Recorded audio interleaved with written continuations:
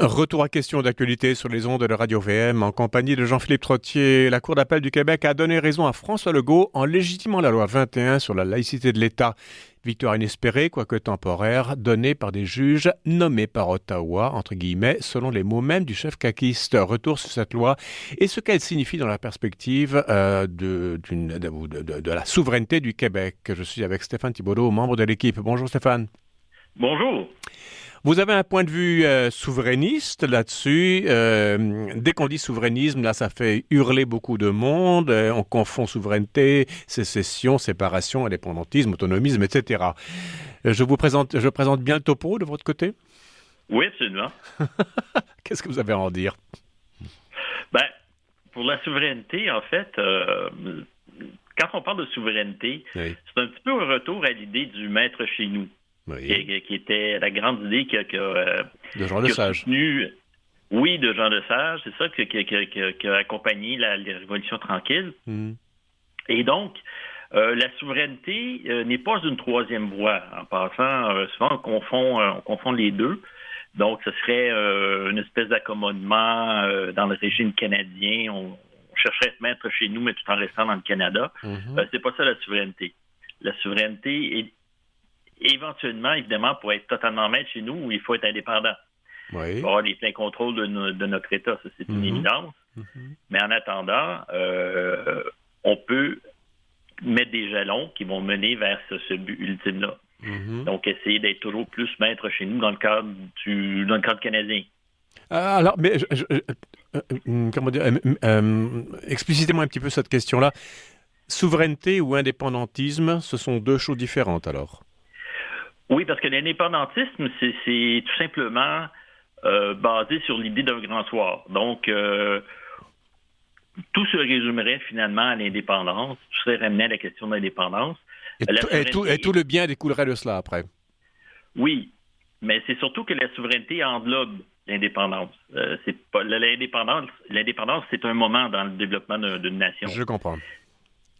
Alors, on va pas dépioter la loi 21, c'est pas le but aujourd'hui, je pense, Stéphane Thibodeau, mais c'est vraiment voir cette loi 21 comme un jalon, un acte posé par le Québec en tant que société qui veut être, ou peuple qui veut être souverain. Absolument. D'accord. Et oui, c'est très proche d'autres lois qui ont été, comme la fameuse loi 101. Oui. Donc, on est vraiment dans l'idée d'affirmer notre statut de société distincte. Donc, il peut faire ses propres choix, différents du reste de la société canadienne. Mm-hmm. Mais là, écoutez, Stéphane Thibodeau, dans ce jugement de la Cour d'appel, il y a quand même une chose, c'est que les juges, très prudemment, n'ont pas voulu s'engager dans le terrain politique, ils sont restés uniquement dans le domaine juridique et François Legault a gagné sur presque toute la ligne et même les commissions anglophones ont perdu, si vous voulez, ce qu'elles avaient réclamé. Oui, effectivement, c'est une victoire sur toute la ligne. Mais juridique, pas politique. Oui, juridique, politique aussi. Oui. Mais politique, mais parce que tout simplement, ça vient confirmer, parce que beaucoup en doutaient, on disait oui, mais bon, on sait que on peut adopter toutes les lois qu'on veut, si nos lois ne passent pas le test des cours d'appel, Cour suprême, on demeure impuissant comme Québec, comme Québec souverain. Et là, ce que les juges viennent de nous dire, c'est que les Québécois, le Québec, en fait, pas les Québécois, mais le gouvernement du Québec a le droit de faire appel à la clause d'un obstant pour appuyer ses lois. Et c'est vraiment ce droit-là qui a été réitéré. Donc, c'est une grande victoire de ce point de vue-là pour le Québec, pour la souveraineté du Québec, parce on n'est pas totalement soumis à la Constitution canadienne. J'ai compris, mais il y a quand même une chose, Stéphane Thibodeau, c'est que, évidemment, cette victoire qui est sans doute temporaire parce que la Cour d'appel va s'emparer du dossier. Je ne crois pas que ce soit encore officiel, mais c'est dans la tête de tout le monde, non? Oui, la Cour suprême, en fait. Oui, ça se pourrait. Évidemment, on devine que le gouvernement canadien va porter la cause évidemment, avec le vertueux Trudeau, oui. Oui, absolument. Il l'a même annoncé. Là, j'ai lu des articles tout à l'heure. Tout à fait. Et bon, donc ça va à la Cour suprême, ça c'est sûr. Ça ira. Et donc, l'angle d'attaque de cette loi 21, ça va être non pas le contenu, si j'ai bien compris, mais le recours à la clause dérogatoire, un recours abusif, parce que il n'y a pas, dans la Charte des droits et libertés, il n'y a pas de limite à ce recours-là. Et donc, le Québec peut très bien poursuivre pendant des années en ressuscitant cette clause dérogatoire. C'est ça le point de discorde, non? Oui. Donc, en fait, il y a un point de discorde qui est politique, puis il y en a un autre qui est plus philosophique. Oui. Donc, le premier, c'est évidemment quel gouvernement a juridiction sur l'autre. Ah. Et donc, le gouvernement fédéral affirme que au Québec, ce qui devrait s'appliquer, c'est intégralement la Constitution canadienne, donc la Charte des droits et libertés. Mm-hmm. Ce qui est d'ailleurs discutable, parce que l'article 1 permet quand même à l'État d'imposer des limites à l'exercice de certains droits. Et le Québec est un État. Et le Québec, oui, le Québec fait partie de l'État canadien, donc mais il est lui-même un État, je pense. Pas souverain, mais c'est un État quand même. Pas du point de vue du fédéral. Par contre, effectivement, on a notre propre charte québécoise, et qui, elle aussi, permet... en fait, toutes les chartes des droits et libertés, les gens les posent souvent comme des absolus, mais toutes les chartes des droits et libertés ont des clauses pas des dérogatoires, mais des clauses qui permettent de limiter l'exercice des droits et libertés. Mm-hmm. Donc, c'est pas les droits et libertés ne sont pas des absolus. Je comprends bien. Cette loi-là, c'est évidemment, il y a des clauses grand-père, celles qui portent le voile, ceux qui portent des signes religieux dans l'appareil de l'État ou qui sont en position d'autorité, je crois, peuvent le garder, mais à partir de la promulgation de la loi, elle a déjà été promulguée, les nouveaux venus ne peuvent pas. Il y a encore une fois, et au Québec, il y a un rapport à la religion qui est encore mal réglé, c'est que on veut être laïque, mais, comment dirais-je, on peine à trouver une parade face à, notamment, le voile islamique. Je pense que c'est vraiment ça. C'est pas la kippa ou les crucifix qui dérangent quand on apporte une petite croix pectorale, mais c'est surtout la question du voile. Oui, en fait, ce que ça pose, c'est parce qu'ici, on est devant un conflit de droits. Oui. Et c'est là qu'est le problème. C'est que en réalité, les signes religieux comme la croix ou la kippa ou ces choses-là n'ont pas la même valeur que le voile, par exemple, parce que le voile a vraiment porte vraiment une intention politique et très, très marquée. Mm-hmm. Donc, c'est un signe d'identification aussi. Un marqueur? Un marqueur identitaire. Mm-hmm. Donc, le port du voile n'est pas innocent. C'est pas simplement l'affirmation de sa foi. Il y a toujours aussi une forme d'endoctrinement et de prosélytisme dans le port du voile. Pardonnez-moi s'il faut... Mais Stéphane Thibaudot, on vous dira d'autre part que le port du voile en islam est aussi un marqueur de pudeur. Et donc, qui dit pudeur ne dit pas identité. Oui, ça, c'est un argument qui ne tient pas vraiment la route, parce que si on regarde dans des pays musulmans, dans plusieurs pays musulmans, jusque dans les années 80, le port du voile n'était pas très répandu, sauf peut-être dans les campagnes, c'était plutôt un vêtement traditionnel qu'autre chose. Oui, oui. Donc, c'est vraiment avec la montée de l'islamisme dans les pays musulmans que le voile est redevenu une pratique qui s'est répandue. Mais avant, si on regarde l'Égypte, des photos d'Égypte dans les années 60-70, des photos de l'Algérie, écoutez, les filles scouts en Égypte au début du siècle étaient en jupe. Absolument, oui. Ça on ne le dit jamais. Et vous tapez Kaboul 1973 ou 70, avant la prise du pouvoir par les ayatollahs en 79. Pas à Kaboul, pardonnez-moi. Je parle de l'Iran, mais je voulais parler de Kaboul en Afghanistan.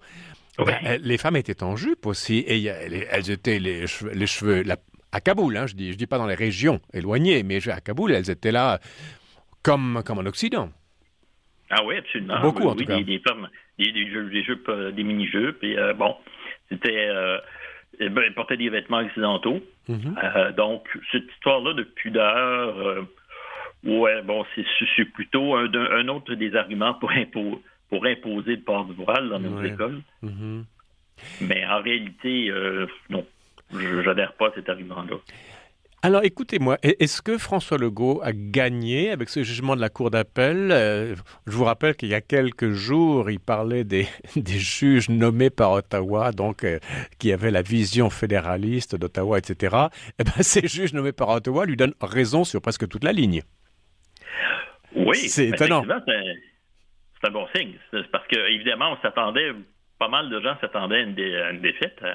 Et tout d'un coup, les juges vont pas mal dans le sens du gouvernement québécois, ce qui n'était pas attendu du tout. Maintenant, on espère une aussi bonne surprise dans la Cour suprême. Là, j'ai plus de doutes, mais c'était quand même une grande surprise.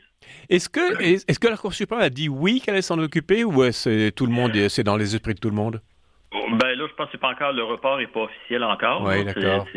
Mais je pense qu'avec l'intention du gouvernement canadien de porter la cause en Cour suprême, je pense que ça devrait s'y rendre. Ce serait assez étonnant. Oui, imaginons un petit peu, Stéphane Thibodeau, que ça passe en Cour suprême. La Cour suprême invalide cette loi 21, notamment l'usage abusif éventuellement de la clause dérogatoire. Cette victoire de François Legault va devenir un échec de François Legault, ou est-ce que la société québécoise va devoir se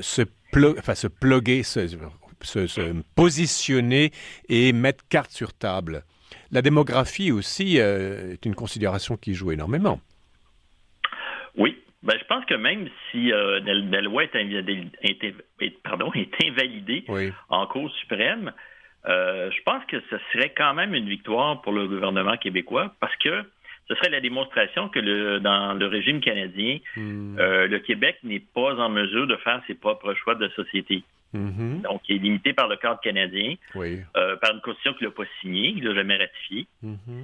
Donc, on verrait les barreaux de la cage.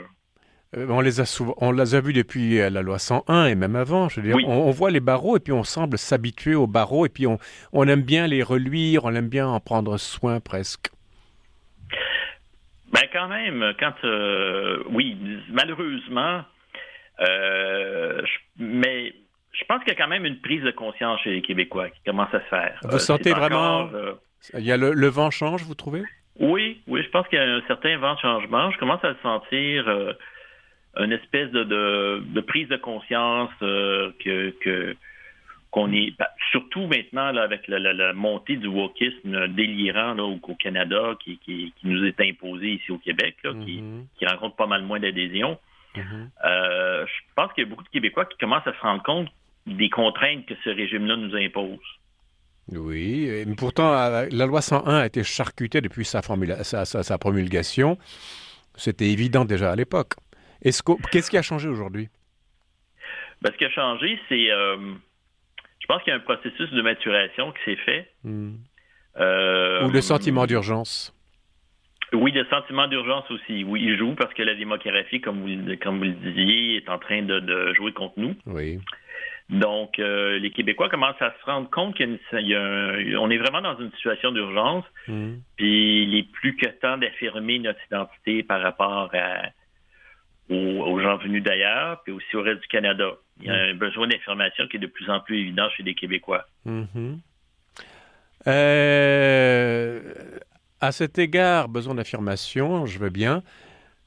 J'entends dire que la loi 21, alors ça provoque des cris d'orfraie un peu partout, évidemment. Les Québécois seraient des nazis, des tortionnaires, des tyrans, des intolérants et tout ça. D'autres disent que la loi 21 est vraiment trop douce. La loi 21 ne va pas très loin. Je pense que de la manière dont ses opposants la décrivent, c'est comme si on empêchait toutes les minorités religieuses au Québec de pratiquer leur religion. Oui. Faut arrêter. On parle vraiment c'est pas le cas, évidemment. Mais non, on en est très loin. On parle de quelques postes en position d'autorité, de fonctionnaires en position d'autorité, c'est tout. On parle même pas de l'ensemble des employés de l'État, là. Ça touche vraiment une petite partie des employés de l'État. Donc, oui, il y a une déclaration. On est habitué, on se souvient de quand la loi Pessin avait les pommiers, on décrivait M. Lorrain comme le docteur Goebbels et on a l'habitude. Imaginez un peu. Alors justement, on a l'habitude, parce que dans le reste du Canada, on est assez rapide sur la gâchette dès que le Québec veut se définir.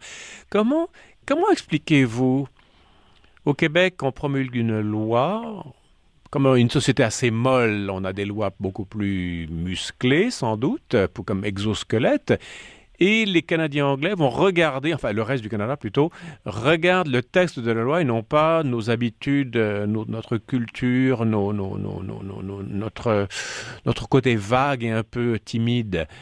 Je vois une contradiction là-dedans parce que dès que le Québec essaie de faire le moindre quick, de définir la moindre chose, au Canada, c'est absolument, enfin, dans le Canada officiel en tout cas, ce sont les cris d'orfraie. Pour des affirmations qui sont somme toute assez, à mon avis, comment dirais-je, qui ne sont pas si terribles que ça. Oui, c'est même très timide. Pourquoi est-ce qu'on réagit aussi violemment au Canada anglais? Parce que le Canada anglais a toujours été construit sur un principe colonial. Oui. C'est demeuré un État colonial, en fait, dans ses institutions et dans... Mais pourquoi colonial? Est-ce que les habitants sont les colonisés? Absolument, oui. Oui, on n'a jamais vraiment... On parle de Canada post-national, mais en réalité, le Canada n'est jamais vraiment devenu une nation comme telle. Et donc, dès que le Québec veut s'affirmer comme une nation, ça ressuscite des questions non résolues dans le reste du Canada? Absolument. Oui, c'est exactement ça. Donc, on remet en question parce que le Canada, évidemment, le narratif qui s'est construit maintenant, c'est que c'est un État post-national, multiculturel, oui. Mais en réalité, c'est un impérialisme britannique zombie. Donc, on est évidemment dans les États, dans les empires. Les empires sont toujours multinationaux et multiculturels par définition. Oui. Avec une langue commune et des institutions communes. Et c'est un peu ça le Canada. C'est un restant d'empire britannique. Et ça n'a jamais vraiment évolué. Et le Québec, il refuse de fondre là-dedans complètement. Dès qu'il fait un hockey pour signifier sa différence, ça contredit toute cette construction. Absolument. C'est ça? Oui. Bon, écoutez, c'est rassurant ou pas, je ne sais pas, mais il nous reste deux minutes, Stéphane Thibodeau. Imaginons l'avenir, donc, Cour suprême. On appréhende les résultats, ou on les espère selon le point de vue. Et ensuite, qu'est-ce qu'on ferait? Allô, Stéphane Thibodeau? Êtes-vous là? On a perdu notre invité. Quel dommage, parce qu'on avait une question assez pointue pour voir l'avenir de la loi 21, que je rappelle a été relégitimée par la Cour d'appel du Québec et qui sans doute se rendra en Cour suprême. Et là, selon les points de vue, certains tenants vont gagner ou d'autres vont perdre. Donc, c'est une question qui n'est pas finie. Nous allons maintenir ce dossier ouvert. Ça peut lasser certaines personnes, mais c'est un dossier passionnant on verra si un jour il pourra être réglé. D'ici là, écoutez, on est arrivé à la fin de l'émission. Alors, je vous annonce le menu pour demain. Donc, un nouveau lycée français à Halifax et on terminera avec la semaine politique québécoise. À la régie, Daniel Fortin. Ici Jean-Philippe Trottier. Je vous dis merci de votre fidélité. Je vous donne rendez-vous demain. Et entre-temps, je vous invite à rester à l'antenne de Radio VM.